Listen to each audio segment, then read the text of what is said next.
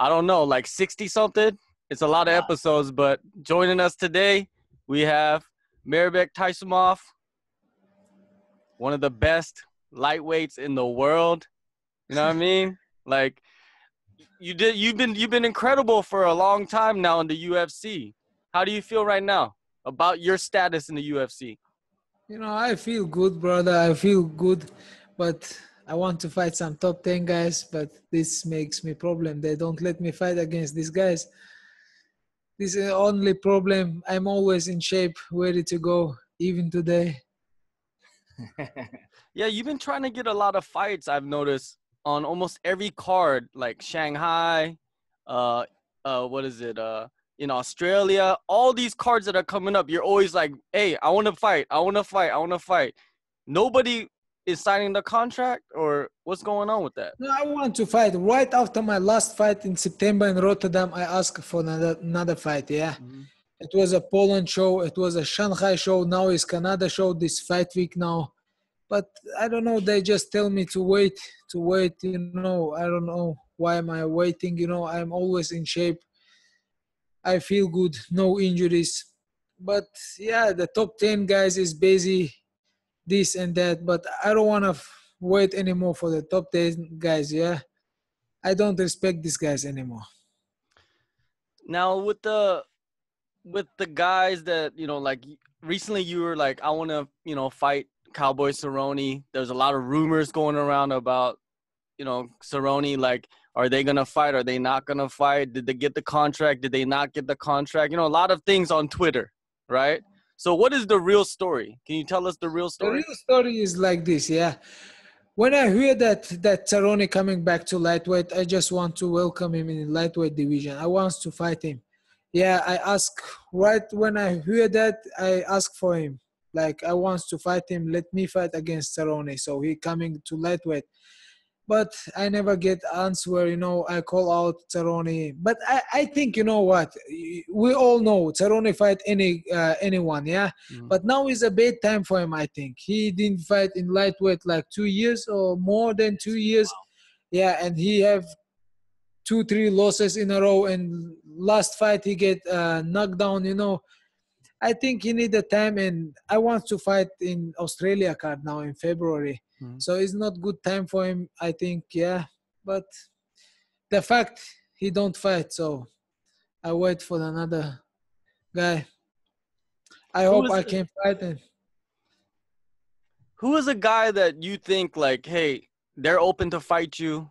It doesn't have to be top 10. Has anybody like called you out? Has anybody said to you like, hey, I want to fight you?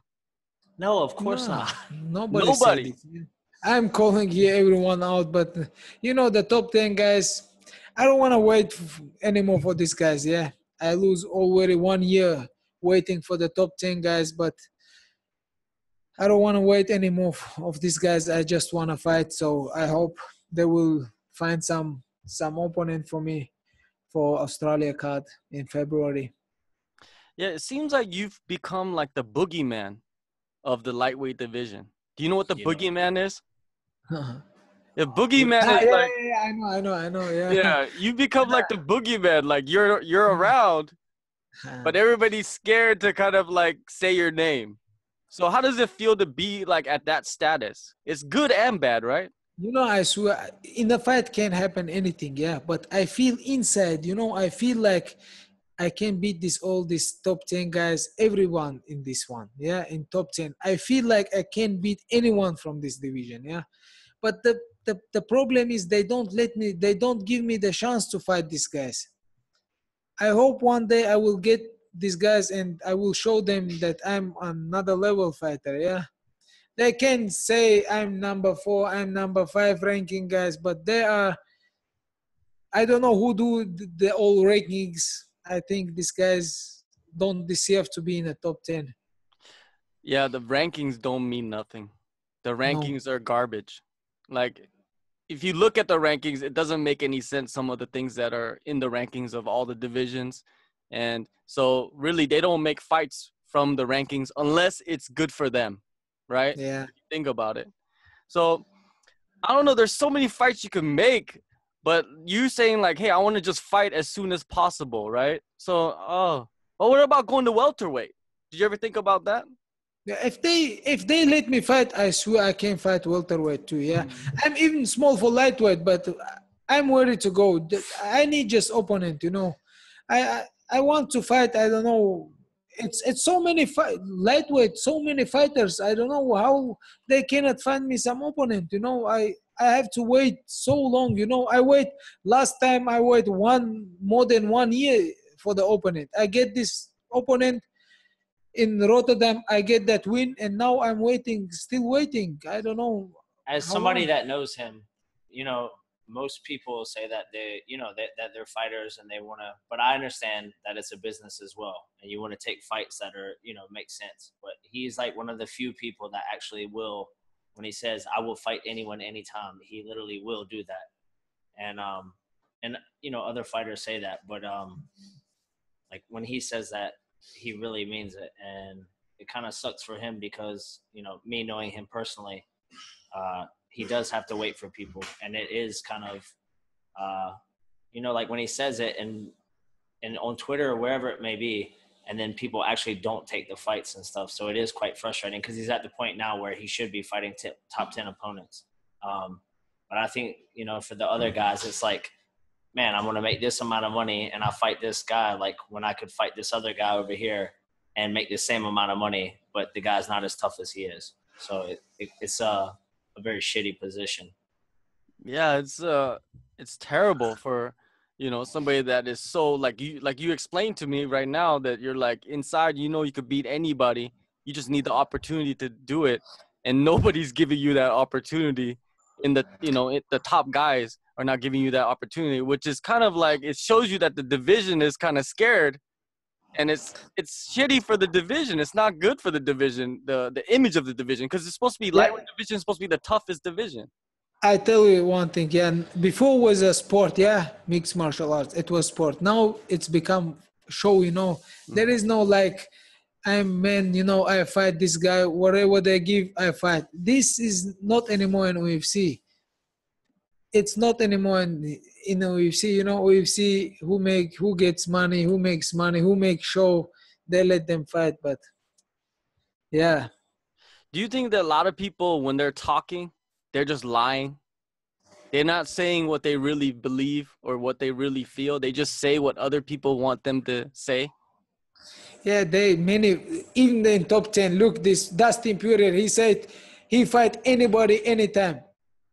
I find this interview where he said these words. Yeah, if I say something, I will die, but I will do this. Yeah, but this guy say he fight anyone anytime. Yeah, but now I ask him, I call him out. I once fight this guy, he don't fight. Yeah, he's But chasing Eddie Alvarez now. yeah, Eddie Alvarez. He fight already with Eddie Alvarez. Eddie Alvarez. How many times he wants to fight Eddie Alvarez? Eddie Alvarez is old man. Let Eddie Alvarez. He wants to make money. I want to see you fight Justin Gaethje. I think that You would are be crazy. I swear. Even today, I fight this guy. Let yeah. me fight. How do you feel about Justin Gaethje? Because like he's very popular. He's a fighter that's exciting. What do you think of his skills? Well, I see. Last fight of him, Eddie Alvarez and him, brother. These guys. I don't want to speak big, yeah, but these guys are not on my level. Mhm. I tell you this. I would fight Eddie Alvarez. I would fight Gaji. I need just opportunity, yeah, to fight these guys. I hope one day they let me fight against these guys, yeah. I think that they're gonna give you a fight. I have a feeling like next year they have to do it because you're ranked in the top 15, even though it doesn't really matter, but they have to kind of match you up with somebody that's above you because you've proven. I looked at your record. You have 5 straight KOs, which is the second largest finish streak in the UFC right now. Yeah, this that brother. This doesn't matter, but I'm ready to do more fight, yeah. Yeah. Inshallah. But to me that shows, like, if you look at that shows that, hey, this guy, he needs to, move up and fight somebody much better, much bigger, stuff like that. I don't understand the whole, concept of this. So it's a terrible situation. But going to something more positive, I wanted to talk about like you in Thailand. You know what I mean? Like you've been going down there for how many years now? Yeah, 4 years already. Yeah, you know, I have my friends, I have my trainers here, like George. These guys, I love them. You know, they help me. I'm just happy to be here. You know, is only reason why I come is because of these guys. Yeah, I just come here and I feel like I'm at home. Yeah, like in Chechnya, because these guys are helping me. I just come this time just for 3 weeks. Normally I come always for 2 months, but this time just short trip, you know, for 3 weeks. Holiday. Holidays. I mix my holidays with the training, you know. Always training. Yeah. So yeah, I like just Thailand. I like this place. Nice weather, good food, and good training. What originally made you go to Thailand? You know, my trainer back in Austria, he just asked me, hey, right after my fight, I fight in M1 Global that time. Right after my fight, he asked me, hey, why you haven't no holidays? Why you don't go somewhere like Thailand or where? I just check Thailand and I see like, wow, it's nice place. I have to go. I just, you know, in 1 week, I just, okay, I will go there. I just come and I see, you know, this place and the people. I meet many good guys here. And I decide to stay here, you know. First time or second time I stay 6 months here, you know. Whoa. Just training every day, fighting training. But after that, I go back to Austria. But I still come to Thailand when I have time. Where do you usually do your training? Of course, you go to Thailand to, you know, get your training in, but where are the other places you travel to train? Where does he not go? Yeah, I go everywhere. I like to travel. I like to learn something new, yeah. Most full I'm in Austria, Vienna. I'm in Chechnya, Grozny, in Russia, Moscow. I'm everywhere. We have also in Chechnya now a lot of fighters. Yeah, they are not so famous, but anyone can give you a hard fight there. Yeah. Mhm. So we have a good fighter. So I spend my time back in Chechnya also, you know, learning some new stuff there. We have a good wrestling guys. Yeah. He does camps also like Yeah. all over wrestling, which is for me being a former wrestler, it's pretty cool to know that he knows like people that, you know, I grew up watching on YouTube and stuff like that. It's pretty incredible. Who are some of the guys, like, you know, like young guys that you are training with right now in, you know, in Chechnya and, you know, in Russia and stuff like that, that you're like, hey, these guys, they should be in the UFC or they're going to be like future champions? Wow, we have so many fighters, you know, and Just now and with you in camp, I forget, in Azerbaijan with you.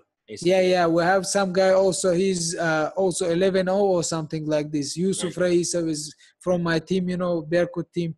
So very strong guy. Watch this guy out. He's gonna fight now for the title, featherweight title for ACB. Mm-hmm. You know, we have Paul. We have so many fighters. You know, it's. You have to come over and watch these guys. They're real monsters there. Yeah, it's that area of the world is just so much talent. It's so much talent. Everybody knows there's so much talent there. It's almost like a lot of people, they don't want to go fight over there because, like you said, they might not have a name, but they're gonna give you a tough A fight. hard fight. I'm telling you, this guy is giving you a hard time. I say that all the time about being at Tiger is when people ask me like, oh, well, you know, who are the names that you have training there? I always say like Mairbek and, you know, whatever other big names that are there. And then I say, and then you have people from Japan and, you know, different parts of the world. And then there's probably, you know, anywhere usually from 5 to 10 Chechens or Dagestan guys that, you know, I don't know who they are, but they can fight and they can wrestle and they can do everything. Like, because it's just, I think in that culture, you're brought up from a young age in combat sports. And man, those guys, whether it's, you know, in the fight or whether it's training, you know, they come to train. So it's pretty cool to be around for me. What did you start with then when you were young? Like what First of martial all, arts? Martial arts, I started with the wrestling. But in Chechnya, is before they go to kinder, you know, for the kids, before the schools, they go wrestling first. So everyone goes wrestling, yeah? Everybody starts with the wrestling. I know you played soccer for a long time too, right? Yeah, I play soccer. I still playing soccer. Yeah. Yeah, I love soccer. The what benefits does soccer have for you as a fighter though? Like what? Probably he kicks like a mule. Yeah, It's like Aldo. Aldo was a soccer player too, and yeah. he's known to kick You saw, very. you saw the kicks from Jose Aldo, the low Yeah. kicks. Yeah. I think this everything comes from soccer. Huh? Yeah, power. Training Now with him is fun. with the whole thing with the what is it, the visa issues, like what is the situation with that right now? Because of that, it seems like you're not getting all the fights that you need to get, because a lot of the cards are happening in the US. It's crazy about my visa stuff. Yeah, Mm-hmm. I've been in America. I had a visa.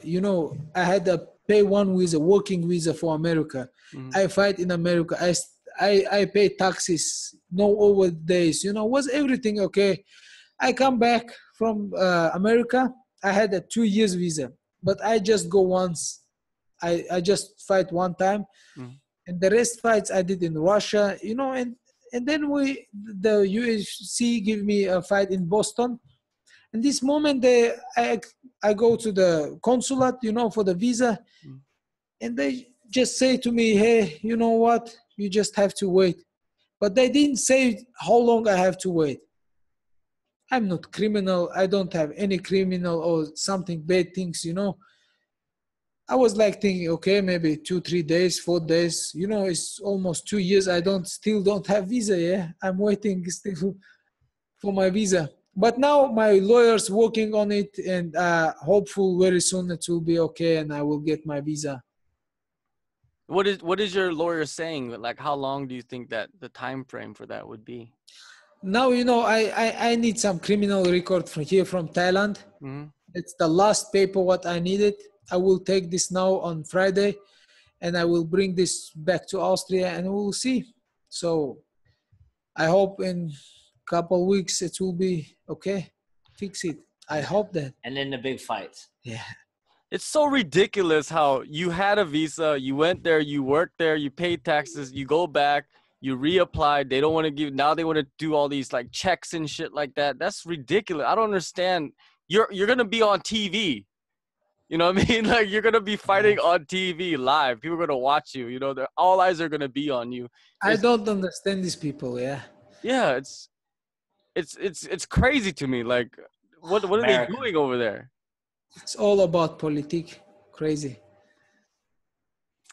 But now, you're going back to like, when are you going back to Austria or whatever? Yeah. Friday I will fly to Bangkok, and Saturday I will fly back to Austria, and then I will go. Actually, his brother is coming with me, Frank. So Frank will be in Russia and yeah, we're gonna go to wrestling camp. Saturday I fly back to Vienna. I will stay there a couple days, and 23 of December it will be a big event of ACB in Moscow. So they invite me to this event. I will be there with a Frank. We watched some fights, and then we go to the Chechnya for a wrestling camp. Are you doing the wrestling camps, or are you like? I'm doing a wrestling this is camp. what he does. The man trains. Yeah, I train 365 all the time. No, is it your wrestling camp? No, I train with the best wrestlers on the world. Yes. I train with Olympic guys. I train with the world champions. These guys. I've been also with national team from Turkey, national team from Russia, national team from Azerbaijan. I've been everywhere. Bro, he was just in Azerbaijan. Like, when he's not fighting or in a fight camp, he's in boxing camps and wrestling camps all around the world. Like Frank, obviously he's there all the time, but like Frank is going to get, like I said before, like the guys that we grew up like watching on YouTube, like learning things from outside of America, are like the best wrestlers in the world that are like legends of the sport. And I'm a little envious because Frank's going to get to be around that. So hopefully one day I'll make it there, but it's going to be at least for Frank, you know, pretty incredible to see. And obviously he's around it all the time, but yeah. So do you ever do like your own wrestling camps for like kids or anything like that? No, I don't. You know, I'm a active fighter. Yeah, Mm. I don't have a time to teach somebody something. Yeah, Mm. I'm trying to learn. But To you work learn. with the No, kids in Vienna, I'm right? working with the kids. You know, when I have time, I'm in Vienna. You know, but this is not like a sport. You know. Yeah, but it's cool Yeah, that it's you give back to the yeah, kids. yeah. But you know, before I get professional, I work with the kids. Yeah, but now, not so much time. You know, have to Mm. work more. So on me, train always in training camps. Now, before you became a professional, you're working with the kids. Like, what did you do, with them? Like, how did you help them out?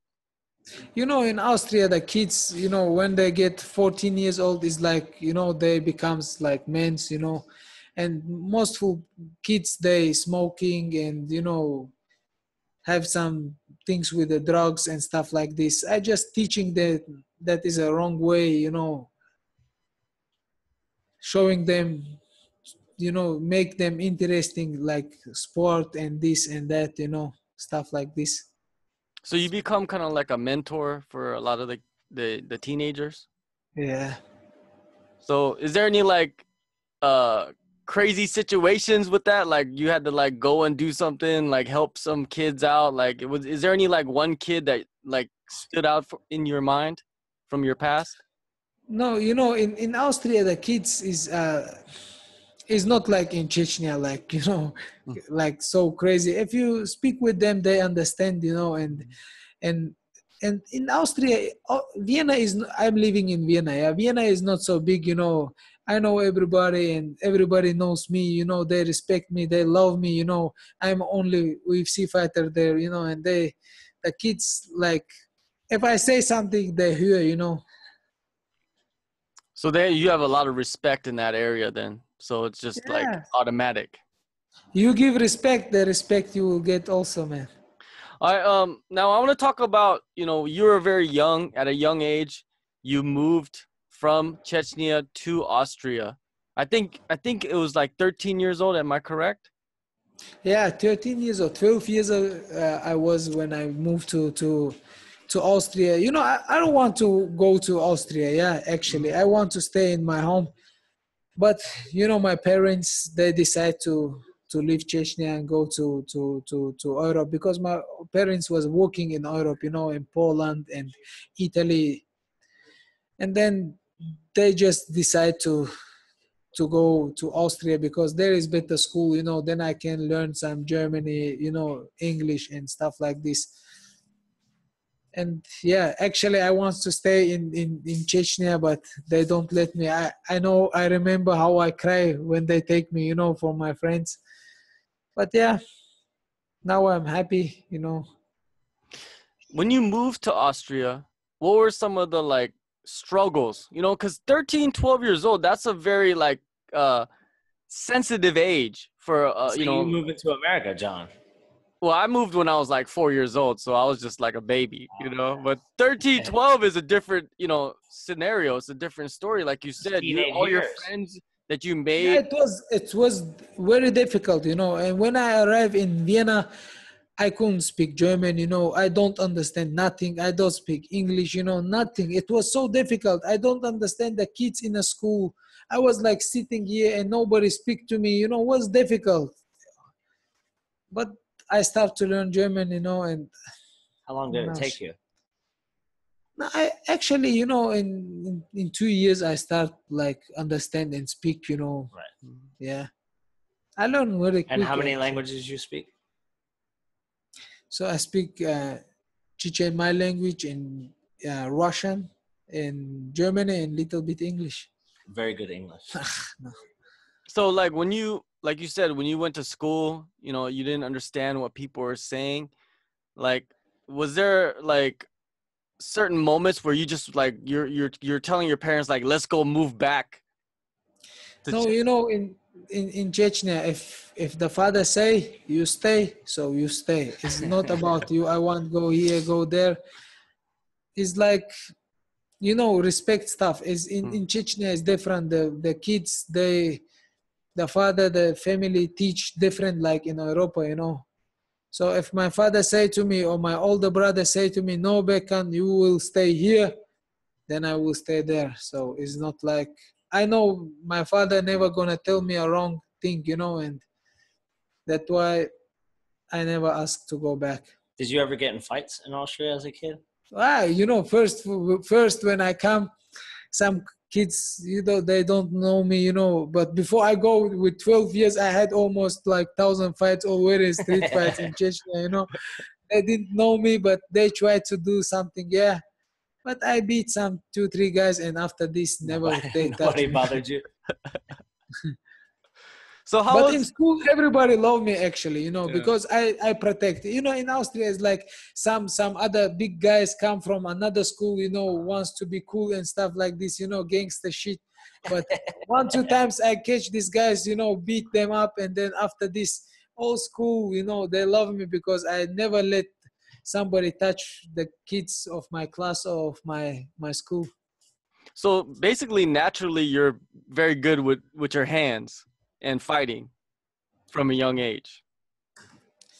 You know, I love, actually, I feel, you know, I feel good in the wrestling, you know, in grappling, in this stuff. But when I go in a cage, I just want to fight, you know, like throw punches, The man's you got know, hands of steel stuff like and this. legs of steel. I know firsthand. He said this because he's my trainer. No. I say this because before he fights, sometimes I have to spar with him, and it's not fun. So like, what other you know, like, cause you know, moving to another country, there's like, you know, of course you go to school and you have your little transitions there, but then like outside of school, was there kind of anything that you had to face that was kind of hard, you know, in society? First time, you know, when I understand that I will stay in Austria, you know, I was like playing soccer, Mhm.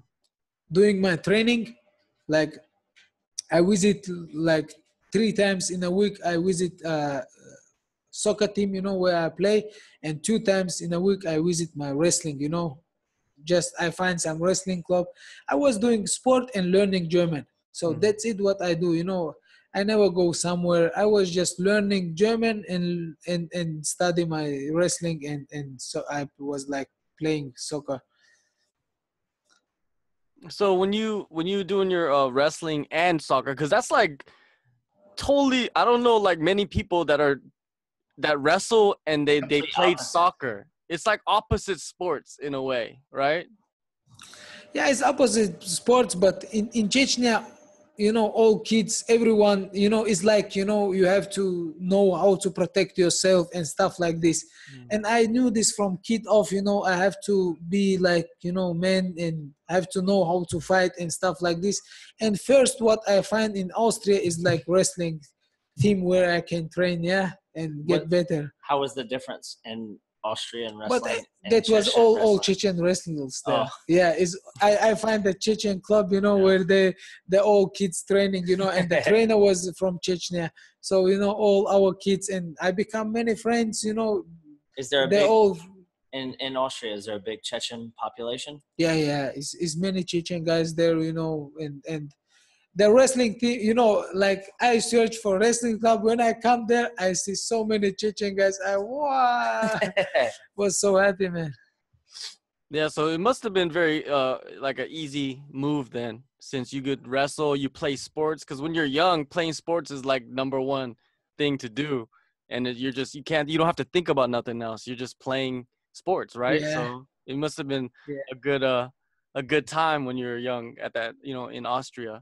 Now, when did you decide like, hey, I gotta stop soccer, I gotta focus on, you know, wrestling, I gotta focus more on, you know, the combat sports? When was that switch? You know, one friend of me, he's from Austria, you know, he just asked me, you know, no, he just invited me to the seminar of Brazilian Jiu-Jitsu. He give me the flyer, I take this, and I just go and visit this class. Yeah, there was a big seminar class, one guy from French, from Brazilian guy, he come and he teach some chokes, arm bars and stuff like this. I saw this. This was my first time that I see stuff like this, and I like this one, and I just start, to train, and when I become 18 years old, they just ask me, hey, you want to fight? I say, of course I want to fight. I just go there and,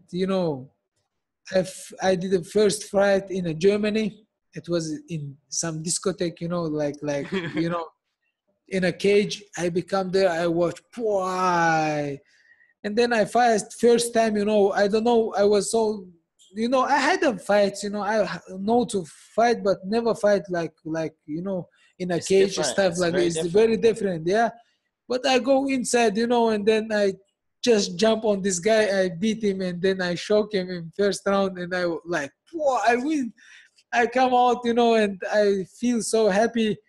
And then I start just, to train and to search for the fights, and then after a couple fights, I get a contract with, that time was the third biggest organization, is a M1 Global. They in Europe, searching for young talented guys, and then at one time they just they give me a contract like for 8-man tournament in Europe, and it was like 8-man tournament in Europe, and 8-man tournament in Russia, and 8-man tournament in America. So who wins fight each other, Ah, you know so that's why you fought in America. yeah. Oh. But I fight in Europe. When we start, nobody give me any chance, in this, because there was like almost professional fighters, they in lightweight division, they had a good fighters, like 7-0, 8-0. I was like, I don't know, 2-3 fights, but I go there, nobody gives me a chance, but I don't know how I beat everybody there. I beat everybody. I become champion, European champion. Yeah. And then we fight I fight in America. I beat this American guy. It was in Showtime that time, first time. And then we fight with the Russians. So I become in final in Russia, first time. I lose someone from Russia. Was so bad feeling, but world championship, it was like M1 Global World title fight to Artyom Domkovsky. I remember his name. What is he doing now? He's still fighting now. No, he's still fighting. He's doing good, actually. He's fighting. But after that, I get rematch and I beat him. What was hard fight. Revenge is sweet, right? Yeah. So like you really fought for like a world title. Seriously, like you went through a tournament in your country, and then you went, and then you went to America and you beat the American champion, and then you went to Russia. Josh Bacalo, I think. Yeah. And then I fight the Russian guy in final. It was a big event. Their fight also some big names, was crazy event. First time I fight in 20,000 arena in Russia. Yeah. Ooh.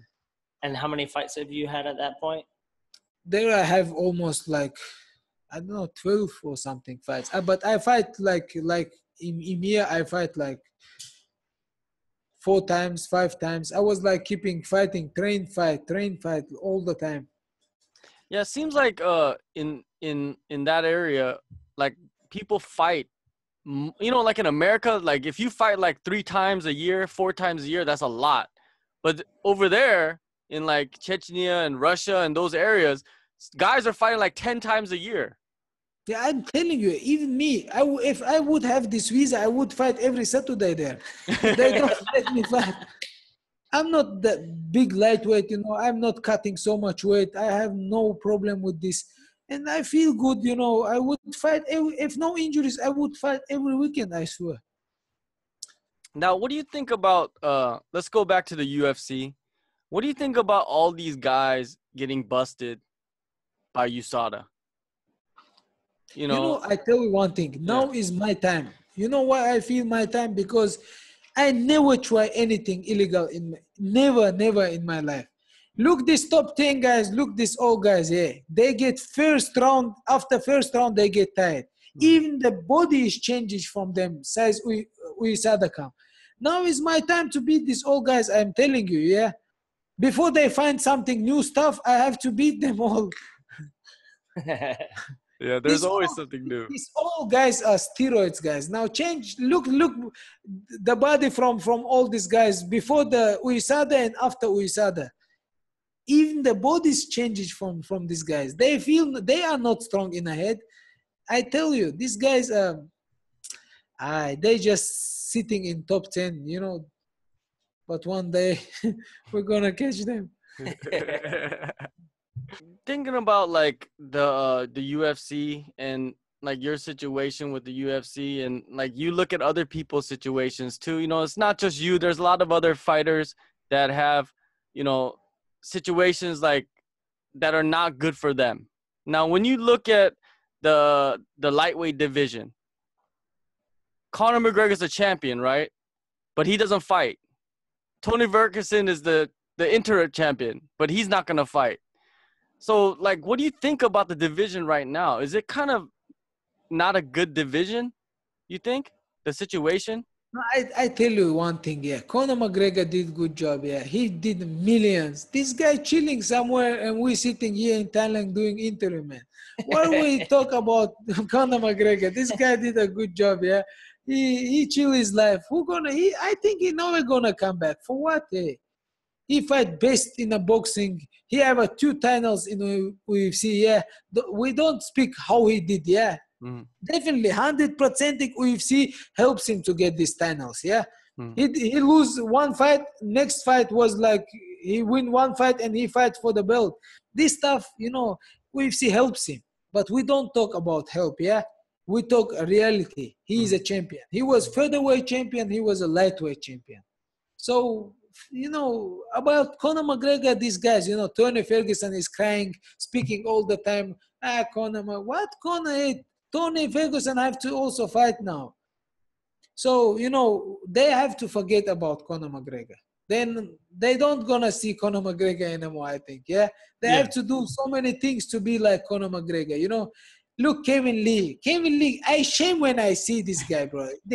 He's Conor, he wanna Conor be a Conor, how would you say, he wants to be Conor McGregor, yeah? Now a lot of Look people, how he doing, they talk what shit he do. like him. You know, many guys talking shit like Conor McGregor, but they cannot be any more Conor McGregor. It's just only one Conor McGregor, and he did millions, and he did good job. Hey, he did, like you said, he You did know, a good job. He did good job. Maybe we don't like this guy, but we have to respect this guy, yeah? Of course. Did it, made a lot of money and won 2 belts. Yeah, he won 2 belts, and he's chilling. Look, Kevin Lee, speaking about Conor McGregor, I'm going to beat him. What you going to beat him, eh? Finish.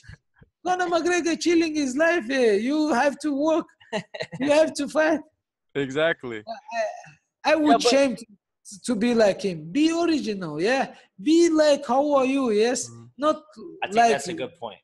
I swear. Now everyone talks shit and wants to. Wants he to be made the Conor blueprint, McGregor. and now everyone tries to. But I swear, this Kevin Lee looking. I swear, how he not shame to do this shit. Like now he even start to put the stuff like, you know, like a model like Conor McGregor. He's never gonna be Conor McGregor. You make a good point. He does make a good point. Let's get back in that fight. Yeah, you make a good point about him trying to dress like Conor McGregor, talk like Conor McGregor. But how we don't understand that the people seeing that he, you know, copy Conor McGregor. He's copy from A to Z, you know, Conor McGregor. But for me, Conor McGregor is, you know, a man who did his job and chilling his life and showing everyone a middle finger, yeah? So. But to be, you know, of course, I agree with you 100%. Conor McGregor, he took advantage of his situation and did a great job, won all the fights that he needed to win and to be in the position that he's in right now, making a lot of money. But he's holding up the division, don't you think? I think if, you know, he not holding a division, you know, for me, he's a real champion now. is Ferguson. Okay. Real, yeah. Mhm. Because Conor McGregor, I respect what he did, yeah. But he is not anymore champion for me, He's yeah. already talking about fighting boxing. Yeah, again, he's so boxing now. They start now to promote the Him. fight with Pacquiao. Yeah. He will make one more 100 million, and nobody gonna see him anymore. Yeah, for what he comes to UFC to make again 2 million or 3 million. In the last fight, he make almost 100 million. So how he can come back to UFC and get 2 millions? So I don't think that's happened. But yeah, maybe Conor is also crazy. Maybe he come again. Who knows? Who knows? But When now you Ferguson is a real champion for me. Yeah, okay. Ferguson and deserve it champion. Yeah, he did many fights. We have to respect what he did. He have 10, 12 win streak Yeah, fights. wow. He's real champion for me now. Did you watch the fight between Ferguson and Kevin Lee? I watched that fight. All Yeah. right. What did you think about that fight? Do you think that fight? I thought personally that fight was kind of a weird fight. Like these guys didn't fight very well. You know, you cannot fight like every time like same. Very good. Yeah, but what I accept from Tony Ferguson, he did the same. Mhm. First round was Kevin Lee a better man, but every time when it goes longer way, Ferguson beat these guys, because he's very strong, Ferguson.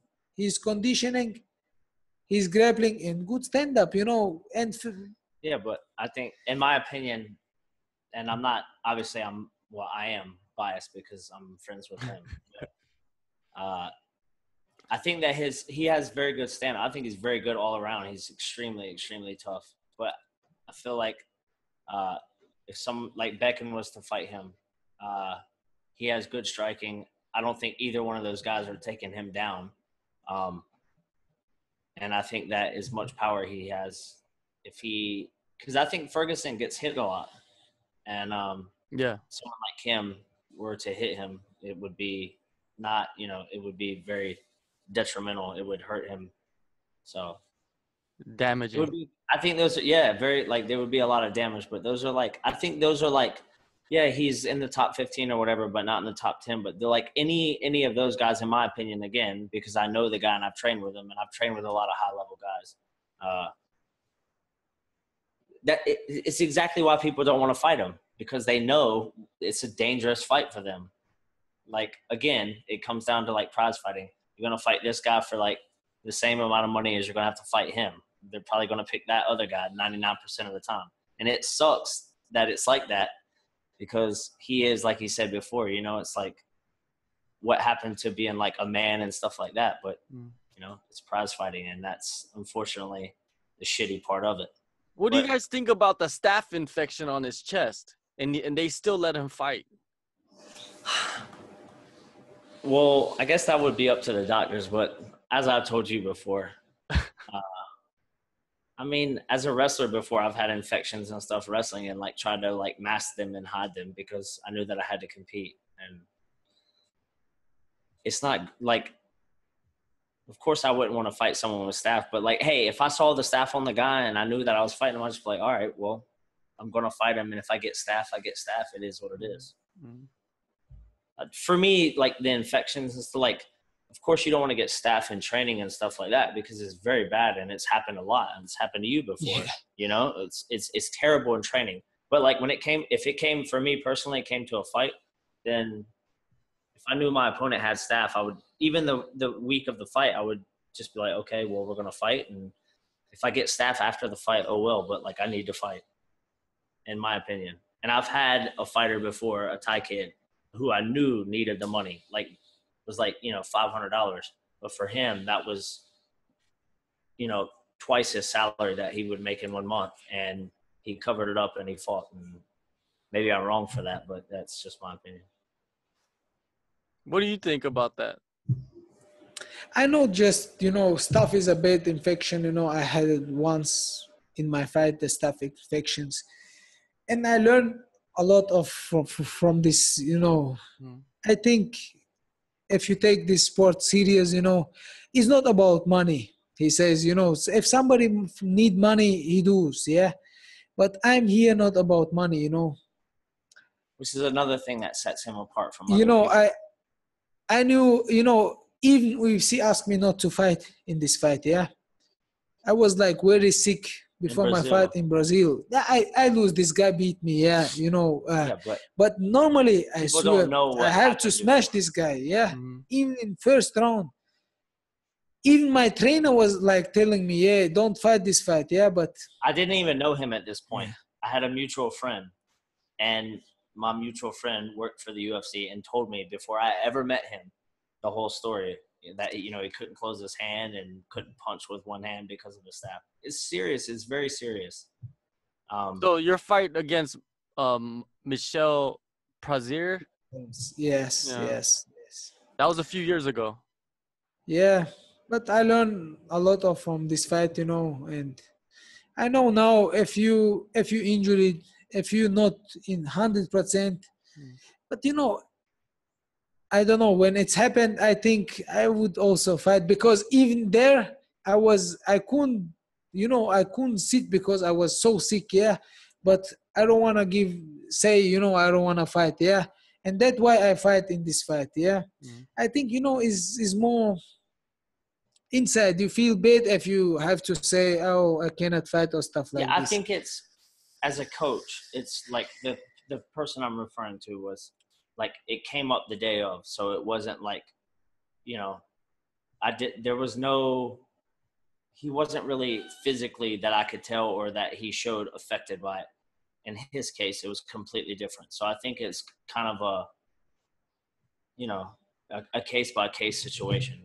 But of course, like, it's not good all around. But as he said about the money thing, like, most fighters don't want to pull out of fights. I would say most fighters that I've ever met that have had to pull out of fights, they don't want to pull out because of a money situation.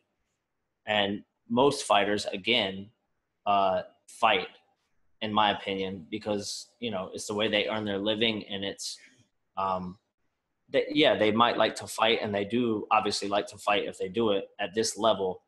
But for Mairbek, it's a testament to him. Like, he asked me, so this sums him up in my opinion. He asked me one time, and I don't even know if he remembers this. So if the UFC paid you, let's say just for example, $10,000, or you could go to another promotion that would pay you, $50,000, what promotion would you go to? And I said, well, I'd go to the one that would pay me the most money. And he was like, brother, like, for me, and he explained it to me, and this is just like a testament again to him, that it's not about the money for him. He wants to be where he's going to be able to prove himself going against the best fighters in the world. So I think when he said that to me, it really kind of like, it sunk in and set home with me that, like, man, this, he's for real. Like, he doesn't care about the money. He doesn't care about, fighting whoever. He wants to fight the absolute best, and he doesn't care, whether it's this amount of money or that amount of money. He's in the best promotion fighting against the best fighters. And as he said, I don't think we see that. That's a lost thing now, I think, in fighting. Which, Definitely. Obviously, I understand that as well, but it's just kind of a testament to him. Like when he says something about fighting someone, he's not joking. He will, anytime, anywhere. A lot of guys in the UFC from like Russia, from Chechnya, from Dagestan, they're leaving the UFC. Have you noticed that? Like, they're not signing again with the UFC, and they're going to like other promotions in Russia. Why do you think that's happening nowadays? Some guys like Albert Tumeno, yeah, Mm-hmm. he leave UFC. Yeah. But these guys, is also, I don't think that's about money, yeah. If you don't get the respect what you deserve? deserve, yeah. If you don't get this respect, to me, it's a cultural thing, because I've been, listen, me working at Tiger and this, because I'm around people, from and I've spoke to you about this, I'm around people from all different parts of the world. Mm-hmm. And I've learned a lot about his culture that I had no idea about. And I think from people from Russia and Chechnya and Dagestan, and I say this all the time when I speak to people about like fighters from that area, they are the toughest people that I've encountered as far as like respect and being a man and things like that. Like it's just a different culture. It's not, because you lived in America. It's not the same. Like, we're in America, huge sports fans, and we want to win all the time, and they're the same way, but the culture is different from a young age. They're bred differently than I would say that we are. And for them, I think for most of the fighters that I've encountered from that area of the world, obviously, they're fighting, they're making money, that's their career or whatever. But it's about respect. I think. Yeah, bro, the most. It's the biggest thing that you can get. And if they're not getting respect, and whatever promotion it may be, then I think. In my situation, yeah, if I need money, or if I want, what I'm doing in UFC, I just want to be, I want to fight the best fighters. He told me he would fight for the belt for no money. Yeah, I swear, I would fight. I would do this even now. Yeah. But look, if I want to make money with the sport of fighting, I can go to ACB. I can go to Ahmad. This is the biggest promotions now in the world, yeah? These guys would pay me, not just because of fighting, even just for support me, yeah? But it's not about money. That's why I'm staying in UFC. Even they don't let me fight. In 2 years, they just give me 2 fights. In 2 years. So, I still trying, I still, waiting for them. I hope one day I will get this opportunity, to fight these guys. It's not about money. If I want to make money, I have many places where I can make money, and good money, yeah. You're saying that you fight more, it's not just about the money. Is it like, are you representing just yourself, or do you have are you representing your country? Do you feel that more? Like, are you representing that part of the world?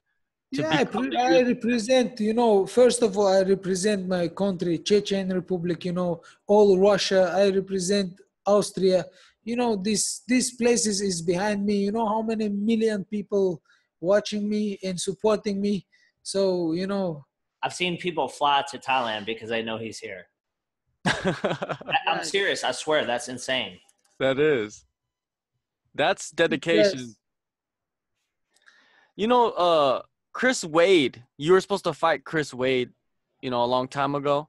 And yeah. Chris Wade just came on some show, I forgot what show, and he was saying that he's leaving the UFC because he doesn't get respect by the UFC. He's going to go somewhere else where he's not going to sign with the UFC again. And it's not really, it seems like a lot of fighters are feeling this way. Not just, people from other countries. Even I spoke to Gerard Muzazi. I was in his gym. This guy say also, Gerard Muzazi is one of the best fighter on the world. Yeah. Before he signed with Bellator, he was in UFC and he was beating everybody up in top 5. Right? Yeah, top 5 or top 3 in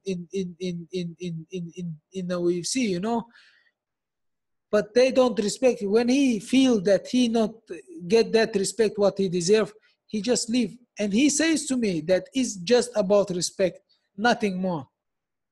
Many guys leave UFC, because of this. But yeah, UFC becomes more show. It's not anymore like a sport. It's, of course, it's not good, but yeah. It's the transformation. What do you see the difference between before the Fertitas owned the UFC before, right? And then they sold it. Do you see a big difference now after they sold the UFC? The difference is, it's when was Fertitas, it's just, started to be show, before it was just a sport. Even they sell or not, it was becoming show, It's not because they sell or not sell, I think now the new owners from UFC, they want to get back that money, what they pay for the UFC. And that's why they want to make more show and makes money, Yeah, that's an interesting point, that it was already that way before they sold it, and they're just continuing. And $4.4 billion is a lot of money. It's biggest deal in the combat sport. Yeah, it's the biggest. I think it's the biggest deal in like almost all professional sports. Crazy, right? Yeah, and that goes to the point of like they should be paying these guys much more, even though you don't care about money. But I think that, you know, fighters like you and other fighters, they should be getting paid way more than they do. I never ask UFC about for the money. I just ask for, you know, you can ask Sean, you can ask, you know, The new guy. I don't know. Old Nick guy. What's Joe Silva? Joe Silva. Joe Silva. I never ask for the money. I just ask one Give me for the fight, you know, for the opponent. This only thing what I ask them. Yeah. Crazy. It's kind of funny that, you know, there's a lot of guys that, you know, you hear stories about like Joe Silva calling guys and saying like, hey, I have a fight for you. You're going to fight this guy. And the guy's like, no, I don't want to fight him. And they're telling, Joe Silva's telling him, you have to fight him. If you don't fight him, you're going to get cut. But you're the opposite. You're like, hey, I want to fight anybody, but they don't come with the fight for you. Yeah.